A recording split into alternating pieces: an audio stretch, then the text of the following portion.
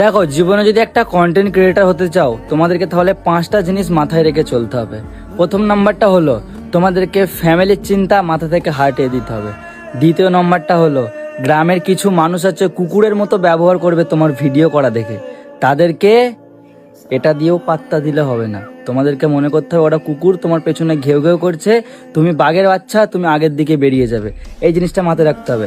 3 number হচ্ছে কোনোদিন রাস্তাঘাটে যখন ভিডিও করবে লজ্জা বলে জিনিসটা মাথায় আনলে হবে না, লজ্জা পুরো মাথা থেকে সরিয়ে দিতে হবে।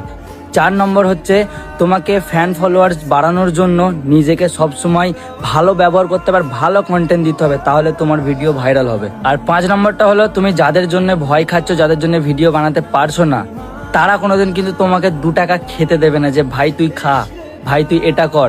বা তুমি যখন না খেয়ে থাকবে তারা কোনোদিন এসে তোমাকে খাওয়াবে না যে তুই আজকে খেতে পাচ্ছিস না, এলে খাবার দে।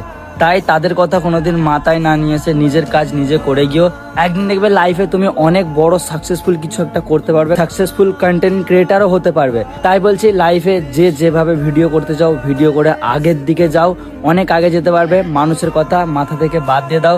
মানুষ তো অনেক কথাই বলবে, তাই না? তারা কোনোদিন তোমাকে খেতে দেবে না, এটা মাথায় রেখো। তোমার খাবার তোমাকে জোগাড় করতে হবে। তাই তুমিও পারবে, তুমি তোমার দমে এগিয়ে যাও। ছোট ভাই হিসেবে আমি সবসময় তোমাদের পাশে আছি।